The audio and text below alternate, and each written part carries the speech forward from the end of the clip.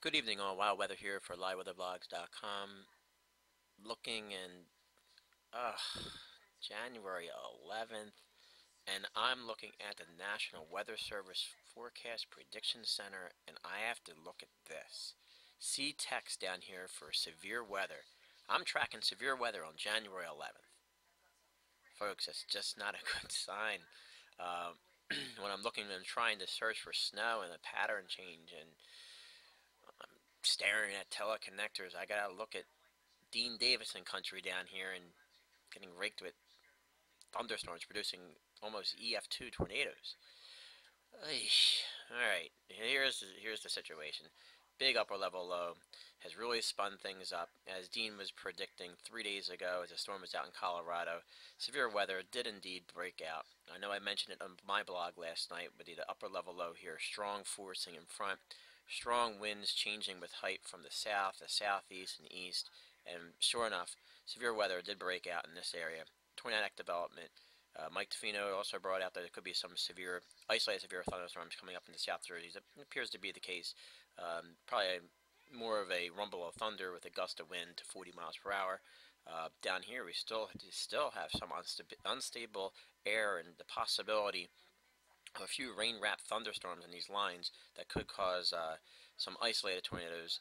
Uh, but now, this is just amazing. Here's the Arctic front lagging well behind the storm. Behind this will be the cold air. This is your Friday event. If you're looking along the East Coast and you're looking for just the chance of snow. After this blows through. The cold air comes, but does the cold air stay? That's what that's the $1 million question. And I'm going to go back to a map I keep on coming back to, and it's my biggest concern in terms of any teleconnectors there are. Pattern changed, this and this and that. So this is just amazing. This is incredible stuff. Severe weather with EF2 tornadoes going through North Carolina today. Good heads up by Dean giving us that outlook about 3 days ago when the storm was in Colorado diving down. It did happen. Here's your storm reports. This is as of earlier today. Here you got 3 reports of wind and reports of hail. And here's that one report right here on the border of North and South Carolina of the tornado. Um, it looks to be about an EF2 damage type of storm. They'll investigate it. These storms then rotated up into this area. We'll go back to the convective outlooks here, and you can see they did come up in the one batch came through. That was pretty strong. This next batch coming out of North Carolina does appear to be now weakening as things have stabilized a little bit behind this initial line. Upper level low, new storm taking shape out here in the Ohio Valley. We'll kick this up. This storm here transfers energy to another storm here, and this rocks out. The cold air is probably not going to catch up to any of this.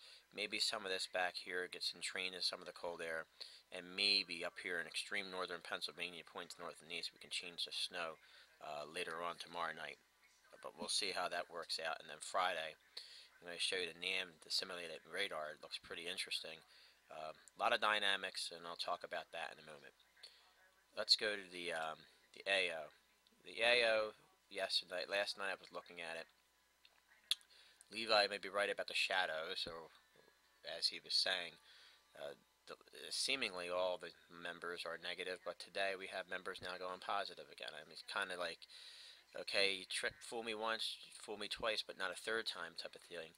Uh, we got members going positive again, and I'm going to go to the ham weather site. We're going to take a look at what the cold air is doing up there, and I'm starting to get concerned with a little repeat, rinse, and wash, but with this pattern. But we'll see what happens. I can give it another. I'm going to give it until January 20th, like I've been saying. So we'll see what happens here. As you can tell in my voice, I'm getting a little frustrated as a snow lover. I know many of you are. Please understand, I'm here all year round, 365 days a year. So snow is just one thing. Severe weather, that's another. Here is the water vapor map this evening. Here's our strong upper level support. And here as it was last night in Arkansas, moving out. Strong forcing, strong warm air aloft. Actually, I'm sorry, the dry air wrapping into the system. Very unstable it got in this area here. You can see the strong winds changing with height. Southeast and east, and then abruptly southwesterly. Really spun things up down here. Here's your one storm's out of here. Here comes another. And another piece of energy underneath. This piece of energy underneath, all right, is going to round the bottom of this trough here and link up with the Arctic front, and that is the possibility of where you get your snow showers and dynamics for tomorrow night. This storm, seemingly going to the southwest, will get buried in the southwest, or get trained into the subtropical jet and come along, and we'll see what the models want to do with that. They want to hold it back, whatever they want to do out here. It's, I'm not even going to go out within even 5 or 7 days of these models. They're really just driving me bonkers tonight. Here comes a cold shot coming down. You can see it coming down through central Canada now. We've not seen this too often this year, but even this cold shot is not even nearly as robust as the last one.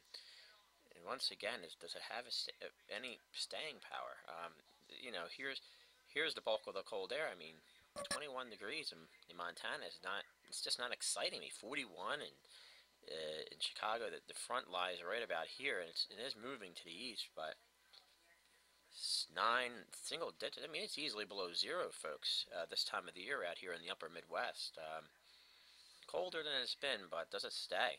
And I just keep on coming back to this map. This out of all the maps I see, this is the map that bothers me most. And I was talking to Dean about this evening. Is a snowfall map. I mean, this is just impressive. There is no snow pack across anywhere in the country. Plenty of snowpack up here in southeastern Canada, but the cold air that's coming down here, folks, it's not going to be refrigerated. It's not going to be sustained by any cold pack. And I'm getting concerned here because you get these days are getting longer, sun's coming further north, and it does modify if there's no snowpack. I mean, it's just plain and simple as that. No snowpack, the cold air comes, it modifies, we go right back to what we're doing. So this has got me concerned. Let's go see what's going on. Other currents here. We'll go back to the temperatures. Let's go north. I always look north to see what the cold air is doing up there. Once again, here's that big tongue of warm air. This is nothing This is unlike anything we've seen. This has been happening for weeks and weeks and weeks. You get this tongue of warm air comes and it squashes itself down, and the warm air blasts into western Canada. To me, right now, I'm not seeing much change up in the Alaska region. I go to Canada. Always look north to see what's going on up here. Once again, it was much colder. It was getting colder out here. I was getting excited. And so looking out here is, okay, it's not as warm. It's not in the 40s. It's not in the 30s in southern Alberta, Canada. But I mean, this is just not that cold, folks, this time of the year. I mean, here's all your cold air here. And it's not really...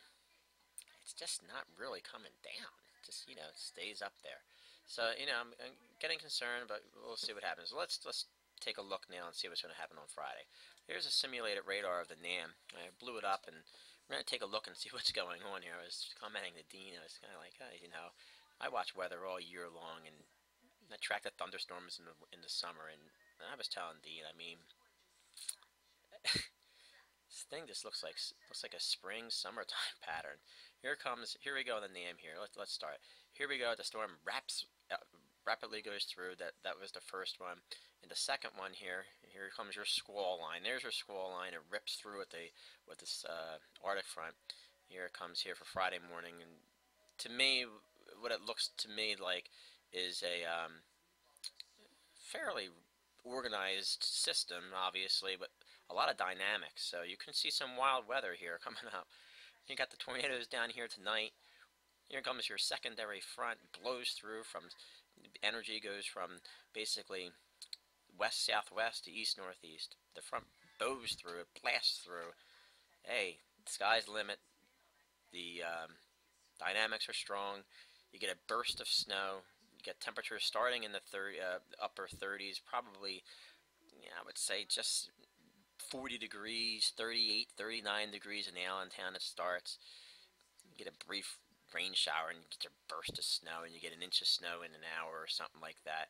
Philadelphia, you start 42 to 44. You get your burst of precipitation, probably starts out as a burst of rain and goes to maybe a burst of snow at the end, dust the lawns, and the winds blast through out of the west and northwest, and the cold air comes in. It's a dynamic situation. It's wild weather. All right, you gotta enjoy it. Enjoy it. Hey, I'm not going out much beyond this. Some models wanted to rip this through, and some other models, if you look here at the last frame here, it becomes a clipper system. Some actually wanted to develop here and move it. I don't see that happening for Monday.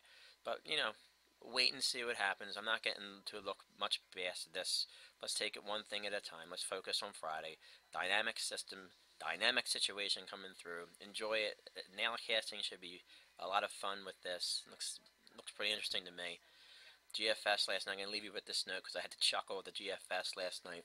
GFS wanted to develop a low out there northeast, north of Puerto Rico, and then jutted across around this high pressure that developed here off of high pressure moves off, and the storm comes up almost to the Cape Hatteras area. It almost looks like a tropical system. I mean, these models are really just driving me nuts. You can see my frustration tonight.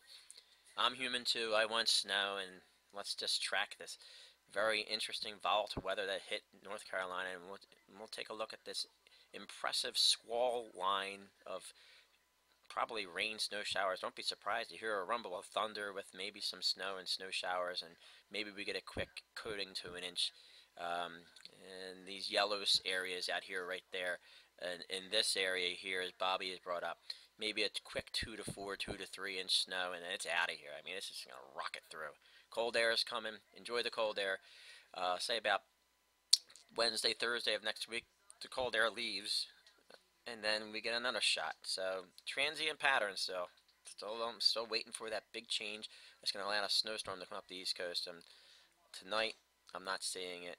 We'll see what happens. This is Wild Weather for LiveWeatherBlogs.com. Hoping you have a safe night and a great morning tomorrow. Thank you for listening.